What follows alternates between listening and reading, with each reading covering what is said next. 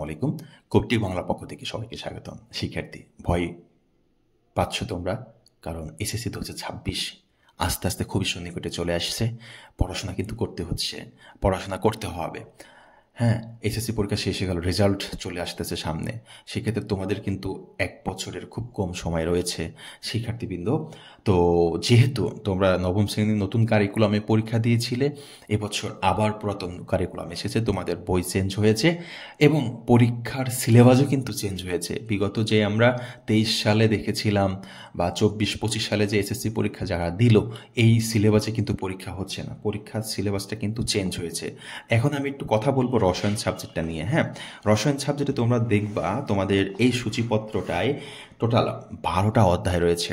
এই 12টা অধ্যায়ের ভেতরে প্রথম 6টা এটা ক্লাস 9-এর সিলেবাসে দিচ্ছে এবছর, আর পরের যে 6টা সপ্তম অধ্যায় থেকে দ্বাদশ অধ্যায় পর্যন্ত তোমাদের ক্লাস 10 মানে এসএসসি 2025-এর জন্য এই সিলেবাসটা আছে। লাস্টের 6টা অধ্যায় মানে 7 থেকে 12 পর্যন্ত।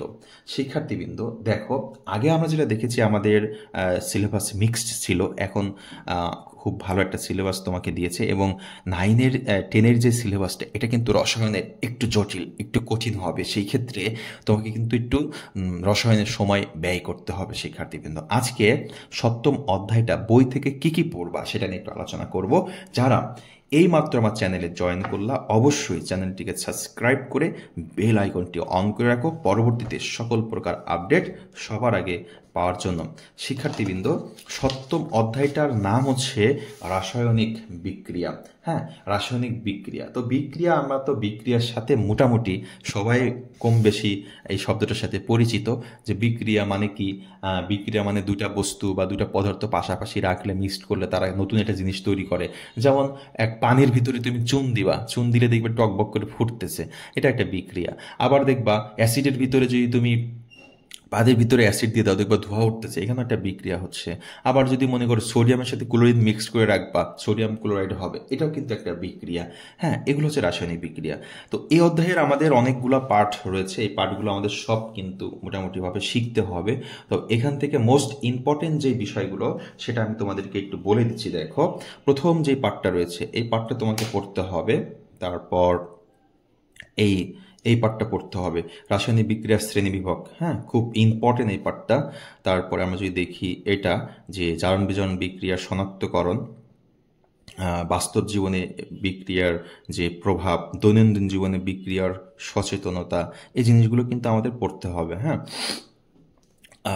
তো আজকে আমরা একটু দেখি এই অধ্যায়ের কি লেখা আছে। পদার্থের পরিবর্তন নিয়ে কথা রয়েছে। প্রথমে যদি আমরা দেখি পদার্থের পরিবর্তন, শিক্ষার্থীবৃন্দ, পদার্থের পরিবর্তন হচ্ছে দুই প্রকার, একটা হচ্ছে ভৌত পরিবর্তন, রাসায়নিক পরিবর্তন।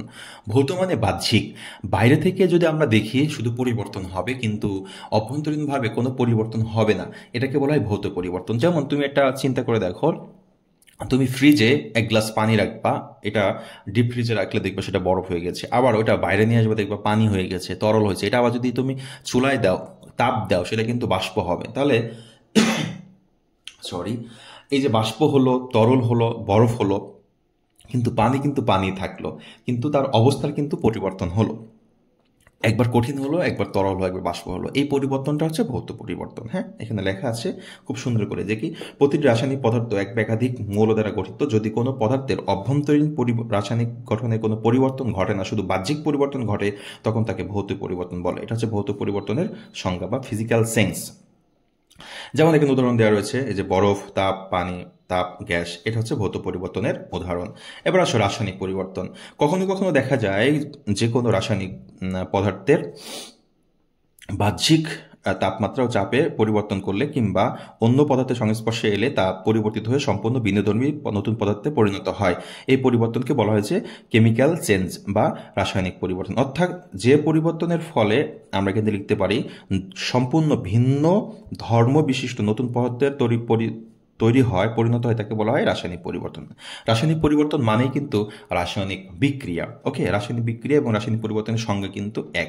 যদি আমরা এখানে একটু দেখি, এখানে CH4 মানে হচ্ছে মিথেন, এটা হচ্ছে মিথেনের সংজ্ঞা। CH4 মিথেনের সাথে অক্সিজেন বিক্রিয়া করলে হবে কার্বন ডাইঅক্সাইড আর পানি।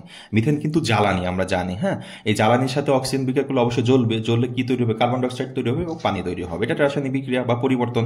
আবার ক্যালসিয়াম কার্বনেট মানে হচ্ছে এটা কিন্তু চুনা পাথর, এর সাথে যদি HCl এর বিক্রিয়া করায়, HCl মানে হচ্ছে হাইড্রোক্লোরিক অ্যাসিড, বিক্রিয়া করলে ক্যালসিয়াম ক্লোরাইড, এটা একটা লবণ তৈরি হবে, কার্বন ডাইঅক্সাইড তৈরি হবে এবং পানি তৈরি হবে। H2 মানে পানি, CO2 মানে কার্বন ডাইঅক্সাইড। ওকে, এবার আসো রাসায়নিক বিক্রিয়ার শ্রেণীবিভাগ আজকে আমরা একটু দেখব।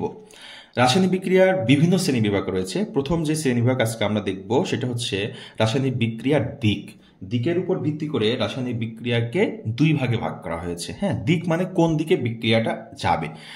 তো প্রথম যেটা বলা হয়েছে ইরিভার্সেবল রিয়াকশন মানে হচ্ছে একমুখী বিক্রিয়া। একমুখী বিক্রিয়া দেখো, আগে আমরা এই বিক্রিয়া একটু দেখি। ক্যালসিয়াম কার্বনেট, এটাকে আমরা তাপ দিছি, হয়ে গেছে ক্যালসিয়াম অক্সাইড। এই ক্যালসিয়াম অক্সাইড মানে কিন্তু চুন, আর এই কার্বন ডাইঅক্সাইড মানে কার্বন ডাইঅক্সাইড গ্যাস।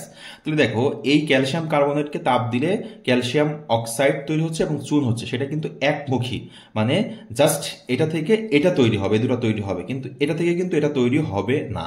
জাস্ট বিক্রিয়া শুধু একদিকে চলতেই থাকবে, এটাকে বলা হয়েছে একমুখী বিক্রিয়া। দেখো, যে রাসায়নিক বিক্রিয়ায় বিক্রিয়ক পদার্থগুলো উৎপাদে পরিণত হয়, কিন্তু উৎপাদ পদার্থগুলো পুনরায় বিক্রিয়ক হয় না। তার মানে বিক্রিয়ক হচ্ছে এটা, আর যেটা তৈরি হলো এটাকে বলা হয় উৎপাদ। তাহলে এই বিক্রিয়ক থেকে উৎপাদ হয়, কিন্তু উৎপাদ থেকে কি হয় না? বিক্রিয়ক হয় না। এই ধরনের বিক্রিয়াগুলোকে বলা হবে একমুখী বিক্রিয়া, এবং একমুখী তীর চিহ্ন দ্বারা প্রকাশ করা হয়েছে। দেখছো?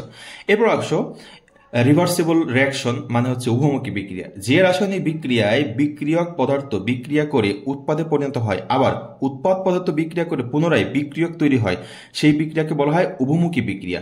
এই উভমুখী বিক্রিয়া যদি আমরা একটা উদাহরণ দেখি, একটু খেয়াল করো যে এই যে একটু খেয়াল করো, C2H5OH, এটা হচ্ছে ইথানল, অ্যালকোহল। এটা এই অ্যালকোহলের সাথে ইথানোয়িক অ্যাসিড বিক্রিয়া করছে, CH3COOH, এটা বিক্রিয়া করছে এবং সেখানে HCl প্রভাবক হিসেবে কাজ করছে। করার পর CH3COOC2H5, এটা ইথানয়েড এস্টার তৈরি হয়েছে এবং পানি তৈরি হয়েছে।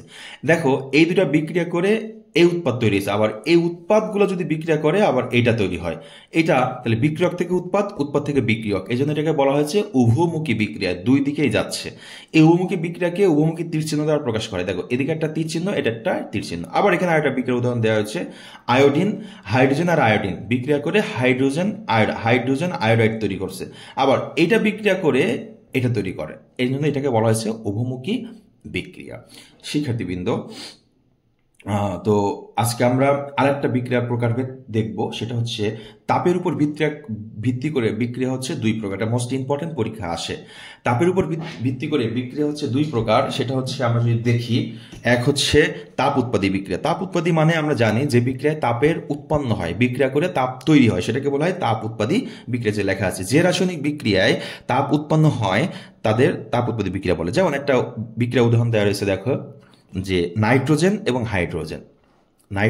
হাইড্রোজেন বিক্রিয়া করছে, সেখানে তাপমাত্রা দিতে হয়েছে 450 ডিগ্রি থেকে 550, এবং এটা হচ্ছে তাপমাত্রা দিয়ে শুরু করতে হয়েছে, এবং 200 থেকে 250 অ্যাটমসফিয়ার প্রেশার মানে চাপ দিতে হয়েছে, এবং এই Fe হচ্ছে এখানে প্রভাবক।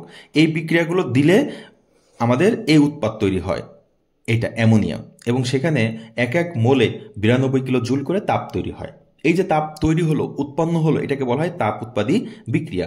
তাপ উৎপাদী বিক্রিয়ার কিছু বৈশিষ্ট্য আছে। দেখো, এখানে আমরা যদি দেখি, ডেল্টা এইচ দ্বারা তাপমাত্রা প্রকাশ করা হয়। এই বিক্রিয়া যদি খেয়াল করো, দেখো, আর এখানে একটু খেয়াল করো, এই জায়গায় +92, এখানে কিন্তু ডেল্টা এইচ প্রকাশ হয় নাই, তার মানে এই বিক্রিয়া তাপ প্লাস হচ্ছে। আবার যখন এই বিক্রিয়াটা, এই তাপমাত্রা আমরা ডেল্টা এইচ দিয়ে প্রকাশ করব, তখন মাইনাস দেখাতে হবে। তার মানে ডেল্টা এইচ এর মান মাইনাস হলে সেটা তাপ উৎপাদী বিক্রিয়া হয়। এটা আমরা পরবর্তীতে আর একটা ভিডিওর মাধ্যমে এখানে শিখবো, গাণিতিক ব্যাখ্যা আছে। এখন তুমি জাস্ট মনে রাখবা, তাপ উৎপাদী বিক্রিয়ায় ডেল্টা এইচ এর মান মাইনাস। এবার আসো তাপ হারি বিক্রিয়া। যে রাসায়নিক বিক্রিয়ায় তাপ শক্তি শোষণ ঘটে, সেই রাসায়নিক বিক্রিয়াকে বলা হয় তাপ হারি বিক্রিয়া। হ্যাঁ, যেমন দেখো, নাইট্রোজেন আর অক্সিজেন বিক্রিয়া করে নাইট্রিক অক্সাইড তৈরি করেছে, নাইট্রিক অক্সাইড। এই বিক্রিয়াটা করতে প্রত্যেক মোলে এই যে 180 কিলো জুল করে, এটা কোন দিকে রয়েছে বলতো? বিক্রিয়কের দিকে। তাহলে বিক্রিয়ক থেকে উৎপাদ হইতে 180 কিলো জুল করে তাপ দিতে হচ্ছে, মানে শোষণ করে ফেলছে। এই জন্য এটাকে বলা হয়েছে তাপ হারি বিক্রিয়া। হ্যাঁ, যেহেতু তাপ শোষণ করছে।